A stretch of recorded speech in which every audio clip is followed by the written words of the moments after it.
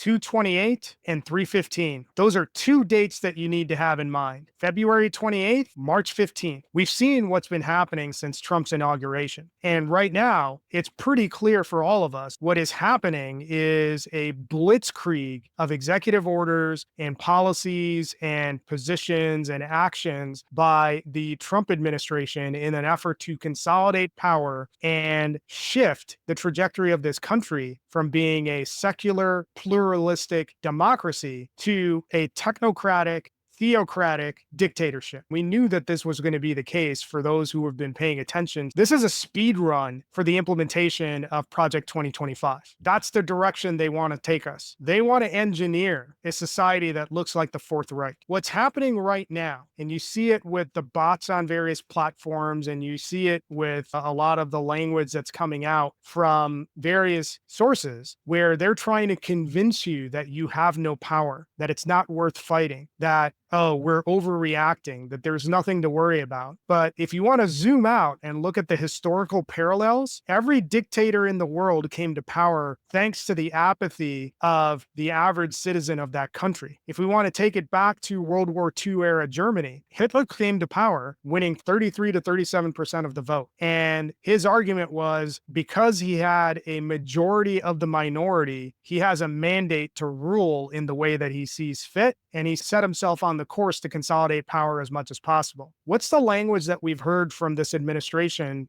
from election night going forward? That they have a massive mandate, right? They want you to believe that. They want you to believe that a majority of the people in this country want what's coming. And that's clearly not the case. So what can we do? What we can do, we need to be disciplined and incremental in what we do. And the first step in what we can do is an economic strike and an economic blackout. So what are we talking about when we say there? The first date that I mentioned was February 28th. So this is a day where all of us turn off the spigot, turn off the faucet, hit the billionaire class and the millionaire class in their pocketbook. That means we slow down or stop as much economic activity as possible to demonstrate the power that we have and the force that we can bring to the front lines in this fight. And we start with this, and it's simply just shutting off purchasing power, consumerism. So stop it entirely or reduce it to the point where you're only getting essentials for that one day. The next date that we need to pay attention to is March 15th, and that is Shutdown 3/15. That's where we shut everything down. Everything stops. No work, no shopping, no travel, no compliance for as long as possible. And the more people that we get to participate in this, the better off we're going to be. This is a message that we're sending not only to the billionaire and millionaire class, we're also sending it to our elected officials who seem to be operating on a completely different speed setting than they need to be. And this is how we make ourselves heard. Now, between now and February 28th and March 15th, there's a lot of other things that we need to be doing, one of which is constantly calling, and if we can, showing up at the offices of our elected representatives and demanding that they put